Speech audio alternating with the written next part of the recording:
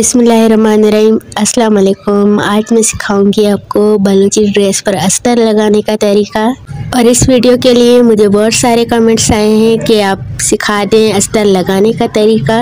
और ख़ास तौर पर हलीमा बलोच के मुझे कमेंट्स आते रहे हैं दरमियान में, तो आज उन सब के लिए मैं ये वीडियो बना रही हूँ जो भी सीखने वाले हैं। तो आप इस वीडियो की मदद से अस्तर लगाने का तरीका सीख सकते हैं। इस वीडियो में मैंने 2 तरीके बताए हैं अस्तर लगाने के और डिटेल के साथ बताए हैं, तो इसके लिए वीडियो लंबी हो गई है। इसके लिए सबसे पहले बलोची सूट की कटिंग कर ली मैंने और इसको फ्रंट और बैक को अलग कर लिया। अब इसको फोल्ड करके नीचे रखा और ऊपर के अस्तर का कपड़ा रखा है। अस्तर का कपड़ा मैंने लॉन का लिया है, आप चाहें तो मलमल का भी ले सकते हैं। और इसी तरह से फोल्ड करना है जिस तरह नीचे फ्रंट के कपड़े को हमने फोल्ड किया है, बिल्कुल इसी के बराबर रखते हुए इसको फोल्ड करके रखना है।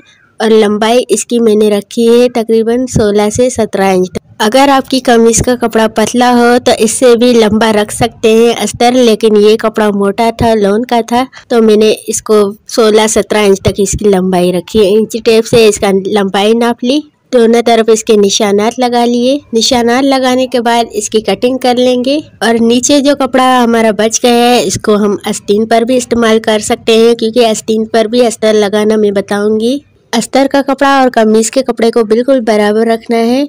अब हम गले के लिए निशाना लगा लेंगे। ऊपर से 3 इंच का गला रखा है मैंने और नीचे से 2.5 इंच का गला रखा है। लंबाई रखी है 4.5 इंच तक। अब इसको हम निशाना लगाकर बॉक्स की शक्ल में बना लेंगे। अब इसकी कटिंग करेंगे। कटिंग करने के बाद इस दोनों को खोल कर रखना है। जो हमारी कमीज़ का कपड़ा है उसके प्रिंट को ऊपर की तरफ रखना है और अस्तर के कपड़े को उल्टा करके रखना है इसके ऊपर। दोनों कपड़ों को हम बराबर रख देंगे। और हमारे सूट का जो पिछला हिस्सा है उसको भी मैं एक साथ ही कटिंग करूंगी और साथ ही सिलाई करूंगी। अब गले पर मैं निशान लगा के दिखा रही हूँ। आधे इंच के फासले पर मैंने निशाना लगाए हैं। जो नए सीखने वाले हैं बिल्कुल इसी तरह से निशाना लगाएं, इसके बाद इसकी सिलाई करें।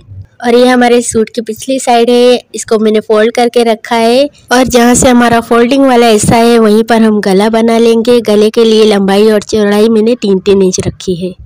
अब अस्तर को भी बिल्कुल इसी तरीके से फोल्ड करना है जिस तरह हमारी कमीज़ फोल्ड की है। और पिछली साइड के अस्तर को मैंने आधा लगाया है, यानी कि 17 इंच का था, तो मैंने 7 या 8 इंच तक इसकी लंबाई रखते हुए इसको आधा अस्तर लगाया है। क्योंकि अगर ये कपड़ा पतला होता तो मैं इसको लंबा करके लगाती। गले की भी मैंने कटिंग कर ली। नीचे जो हमारी कमीज़ का कपड़ा है वो मैंने रखा, ऊपर अस्तर का कपड़ा रखते हुए इसकी सिलाई कर देंगे गले पर। दोनों गलों को मैं एक साथ ही सिलाई करूँगी। ये चौकोर गला है तो इसके कोने भी हम सफाई के साथ बनाएंगे। तो पहले हम सीधी सिलाई लगा लेंगे जैसे कि हमारे निशानात लगे हुए हैं। और जैसे ही गले का कोना आएगा तो मशीन को हम रोक देंगे और बूट को उठाएंगे। सुई को कपड़े के अंदर ही रखना है और कपड़े को आहिस्ता से घुमा के फिर दूसरी तरफ की सिलाई जो सीधी है वो हम लगाएंगे। इस तरह से घुमा के रखना है। फिर हम दूसरी सिलाई लगा लेंगे और जैसे ही ये कोना आएगा तो मशीन को हमने रोक दिया है और बूट को ऊपर उठा लिया है और दोबारा से सिलाई लगा ली है। और चौकोर गला सफाई के साथ बनाने के लिए छोटी छोटी टिप्स हैं, इनको ज़रूर फॉलो किया करें। इस तरह से कोने आपके बहुत ही ज़्यादा खूबसूरत और शार्प बनेंगे। पिछली साइड का गला भी हम इसी तरह से बनाएंगे।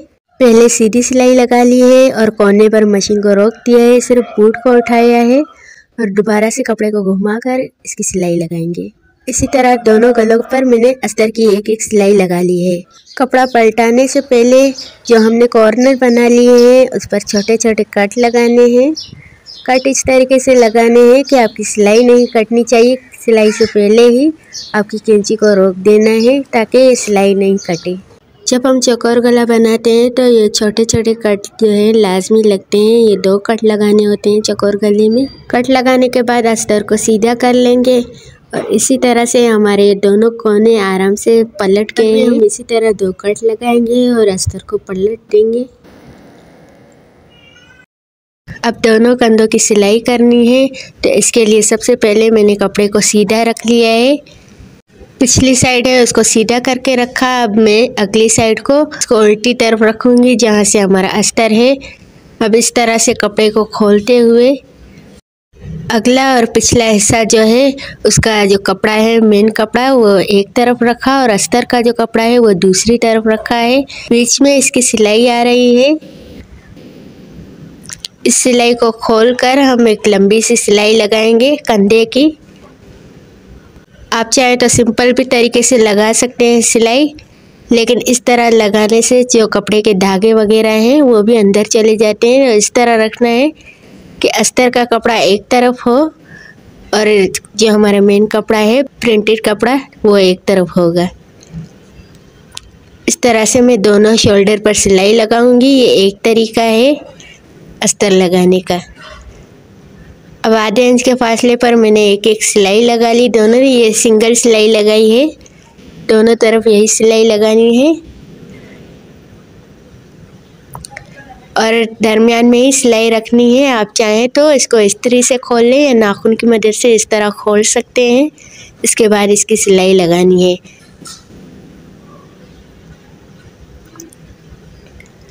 एक कंधे की सिलाई लग चुकी है। अब दूसरे को भी मैं इसी तरीके से लगाऊंगी। ये ध्यान रखना है कि ये जो हमारी दो सिलाइयाँ हैं बिल्कुल दरमियान में है और जो भी एक्स्ट्रा कपड़ा हमारा आ रहा है वो इस तरह से आ रहा है। बाद में ये कटिंग हो जाएगा।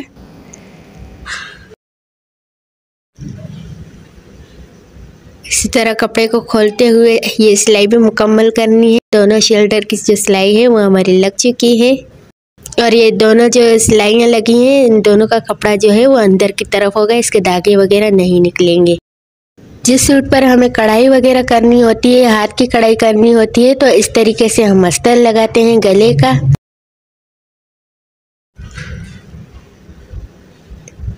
सिलाई का ध्यान रखना है। ये देखिए बराबर सिलाई आ रही है, इसी तरह आपकी भी आनी चाहिए। अब मैं इसके चारों तरफ सिलाई लगा लूँगी। ये एक तरीका होगा अस्तर लगाने का। और ये दरमियान की सिलाई खोलते हुए मैं इस तरह से अस्तर की सिलाई लगा लूँगी। और गले पर भी ये सिलाई लाजमी लगती है, लेकिन मुझे लेसेस लगानी है तो मैं ये सिलाई किनारे की सिलाई नहीं लगाऊंगी। अभी इसको शोल्डर को मैं यहाँ से खोल लूँगी। ये सिर्फ आपको दिखाने के लिए इस तरीके से मैंने अस्तर लगाया है, ताकि आप सीख लें कि हाथ की कढ़ाई करते वक्त किस तरह का अस्तर लगता है। क्योंकि मुझे इस पर लेस लगानी है, लेसेस लगनी है इस गले पर, तो मैंने इसके शोल्डर दोबारा से खोल लिए। अब जैसे कि आपको लेसेस लगानी है तो किस तरीके से अस्तर लगता है, तो वो तरीका अब मैं बता रही हूँ। इस तरीके से सिर्फ गला मैंने खोला नहीं है, खाली कंधे की जो सिलाई है वो मैंने खोल दी है। अस्तर के किनारे बंद करने से पहले इसके मैंने गले पर किनारे की सिलाई लगाई है। ये आपको लाजमी लगानी होती है, चाहे आपको हाथ की कढ़ाई के लिए अस्तर लगाना है या मशीन की सिलाई के लिए अस्तर लगाना है, तो दोनों सूटों में ये गले की जो सिलाई है वो लाजमी लगती है। अब मैं अस्तर को इस तरह से चारों किनारे बंद कर लूँगी और जहाँ से हमारा कटिंग का हिस्सा आ रहा है, आधा अस्तर जो पिछली साइड पर मैंने लगाया उसको भी मैं सिलाई कर लूँगी। ये पिछले अस्तर के दरमियान की सिलाई है। इसको इस तरीके से लगाना है कि जितना भी अस्तर हमारा झोल खा रहा है, तो हम इस कपड़े को हाथ से प्रेस करते हुए इसको बाहर निकाल देंगे। इसके बाद इसके ऊपर सिलाई लगाएंगे, तो इस तरह हमारी जो अस्तर पे है वो झोल नहीं आएगा। अब ये अगला हिस्सा है, इसको मैं सिलाई कर रही हूँ, लेकिन दरमियान की जो सिलाई है अस्तर की वो मैं नहीं करूँगी। वो मैं आपको दिखाऊँगी कि किस तरीके से करनी है। और अब ये गले की सिलाई लग रही है। ये सिलाई तो लाजमी ही लगती है, चाहे आप इस तरीके से अस्तर लगाएं या पहला तरीका मैंने सिखाया था उस तरीके से अस्तर लगाएं, लेकिन ये सिलाई जो है किनारे की लाजमी लगती है। ये सिलाई लगाने से हमारा जो गला है, वो हमारे गले का जो अस्तर है वो इधर उधर नहीं होगा और हिलेगा भी नहीं। यहाँ से भी हम हाथ से प्रेस करते हुए किनारे की सिलाई लगाते जाएंगे, ताकि जो झोल है वो बिल्कुल बाहर निकल जाए। अगर जितना भी एक्स्ट्रा कपड़ा है वो बाहर निकल जाए। दोनों साइड पर मैं सिलाई लगाऊंगी और दरमियान की सिलाई किस तरीके से लगानी है वो भी मैं आपको आगे बताऊंगी। यहाँ से मैंने आधे इंच का कपड़ा अंदर की तरफ फोल्ड कर दिया। अब इसके ऊपर हमारा जो कमीज़ का कपड़ा है वो हमने रख दिया। इसको बाहर की तरफ फोल्ड नहीं करना, अंदर की तरफ फोल्ड करना है। इसको इसी तरह से फोल्ड कर देंगे। इसके बाद जो है दूसरे किनारे की जो सिलाई है वो लगाएंगे। अब मैंने उल्टी साइड लगाई है, क्योंकि मशीन की तरफ इसी तरह से हो रहा था, तो अब अस्तर की जो साइड है वो ऊपर की तरफ है। इसी तरह प्रेस करते हुए ये किनारे की सिलाई भी हम लगा लेंगे। जितना भी एक्स्ट्रा कपड़ा होगा वो बाहर निकाल देंगे। और यहाँ से भी आधे इंच का कपड़ा अंदर की तरफ फोल्ड किया है मैंने। अंदर की तरफ फोल्ड करते हुए इसके ऊपर सिलाई लगा लेंगे।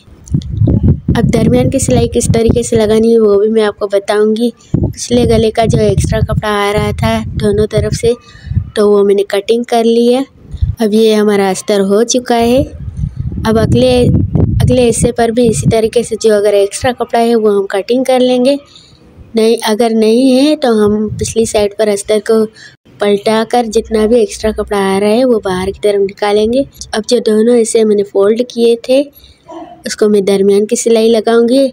अगर आपको मुश्किल पेश आ रही है इस तरीके से सिलाई लगाने से, तो आप हाथ की भी तुरपाई कर सकते हैं और मशीन भी इस पर चला सकते हैं। अगर बड़े बड़े टांके लगा लें इसके बाद मशीन लगाएं तो वो ज़्यादा बेहतर है, क्योंकि नए सीखने वालों को बहुत ही मुश्किल आती है यहाँ से।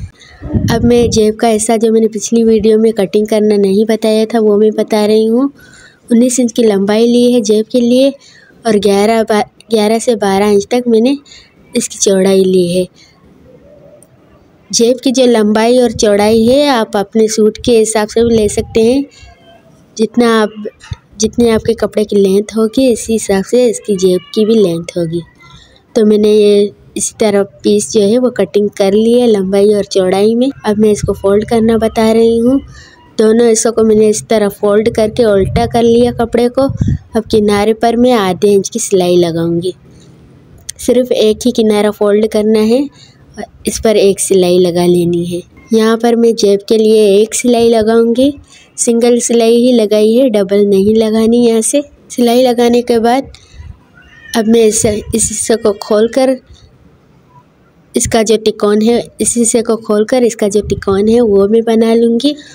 कैंची की नोक से भी इसकी नोक बना सकते हैं और जो है सुई की मदद से भी इसकी नोक निकाल सकते हैं। अब मैंने इस हिस्से को खोलकर इसका तिकोन बना रही हूँ। तिकोन अगर आपका एक साइड से बड़ा होगा या एक साइड से छोटा होगा तो भी जेब की जो शेप है उसमें फ़र्क आ जाएगा। तो इसके लिए सिलाई बिल्कुल दरमियान में रखनी होती है। अब इसके ऊपर मैं एक सिलाई लगा लूँगी। जो हमने दरमियान की सिलाई रखी है उस पर आप चाहें तो पिन भी लगा सकते हैं ये वाली सिलाई पर। इसके बाद आप इसकी सिलाई कर लें। यहाँ पर भी सिर्फ एक ही सिलाई लगनी है और अब 3 साइड रह गए हैं वो भी मैं फोल्ड कर लूँगी। अगर आपके कपड़े के धागे बहुत ही ज़्यादा निकल रहे हैं तो जो तीनों साइड हैं उसके जो किनारे हैं वो आप डबल भी फोल्ड कर सकते हैं। लेकिन ये लॉन का कपड़ा है तो मैंने इसको सिंगल फोल्ड किया क्योंकि इसके धागे वगैरह ज़्यादा नहीं निकल रहे। मैंने यहाँ से सिंगल ही तीनों साइड फोल्ड कर लिए हैं। और कटिंग के वक्त भी 1 इंच ज़्यादा ही रखना होता है चौड़ाई में और लंबाई में। तीनों किनारे जो है मैंने फोल्ड कर लिए हैं।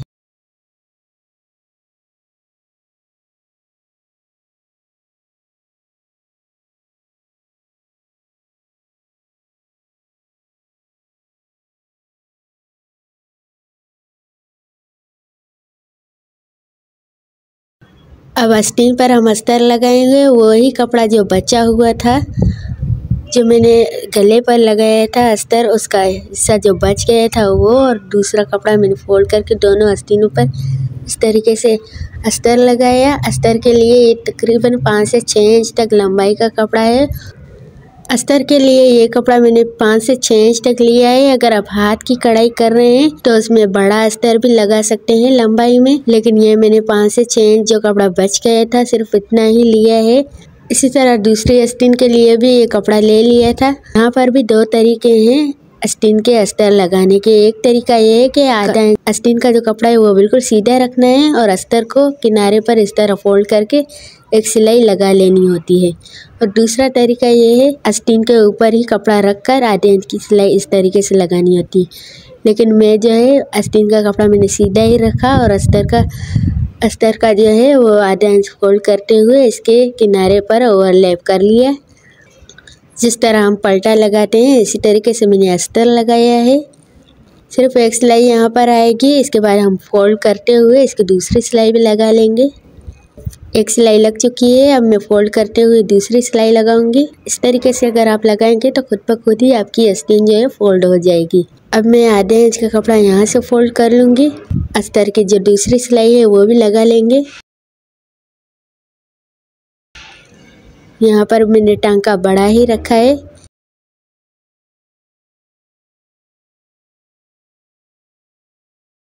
ये देखिए इस तरह से हमारा ये बन चुका है। उम्मीद करती हूँ आपको सारी वीडियो समझ में आ गई होगी। वीडियो पसंद आती है तो लाइक कीजिएगा, शेयर कीजिएगा और मेरे चैनल को ज़रूर सब्सक्राइब कीजिएगा। मिलते हैं इंशाल्लाह किसी नेक्स्ट वीडियो में। तब तक के लिए अल्लाह हाफिज़।